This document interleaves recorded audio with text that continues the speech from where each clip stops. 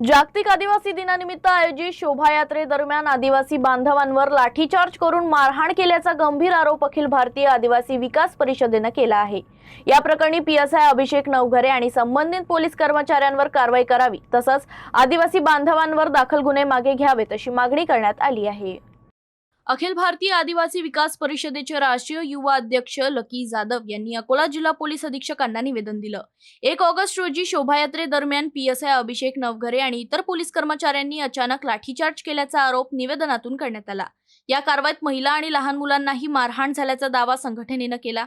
त्यानंतर पोलिसांनी आदिवासी बांधवांमध्ये वादावादी झाली असून काही जणांवर गुन्हे दाखल करून अटक करण्यात आल्याचं संघटनेचं म्हणणं आहे। संबंधितांची धरपकड तातडीनं थांबवावी, पीएसआय अभिषेक नवघरे आणि संबंधित पोलीस कर्मचाऱ्यांना निलंबित करून त्यांच्यावर कायद्यानुसार कारवाई करावी तसंच आदिवासी बांधवांवरील गुन्हे मागे घ्यावेत अशी मागणी करण्यात आली आहे।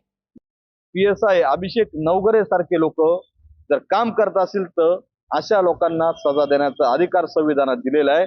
संविधानाच्या माध्यमातून नक्कीच आम्ही त्यांच्यावर गुन्हा दाखल करू आणि जी आता धरपकड चालू आहे, जी दहशत चालू आहे गावागावांमध्ये, ती दहशत थांबवण्यासाठी आम्ही साहेबांना विनंती केली आणि आता धरपकड थांबवावी यासाठी विनंती केली आणि ती झालेले खोटे गुन्हे ते मागे घ्यावे ही त्यांना विनंती केली। परंतु डिवास्पिंगचा जो तपास दिलेला आहे, तपास शांती जे निष्पन्न होईल ते आम्ही कारवाई करू। परंतु जर आम्हाला लवकरात लवकर त्या विकृत मानसिकतेच्या पीएसआय अभिषेक नवघरे जातीवाद्यावरती गुन्हा दाखल नाही झाला, त्याला निलंबित नाही केलं, आम्ही डीजी मुंबई आदरणीय सदानंद दाते साहेब यांच्या कार्यालयावरती राज्यातल्या सर्व आदिवासींना घेऊन या विकृत मानसिकतेच्या विरुद्ध आम्ही लढा उभा करू।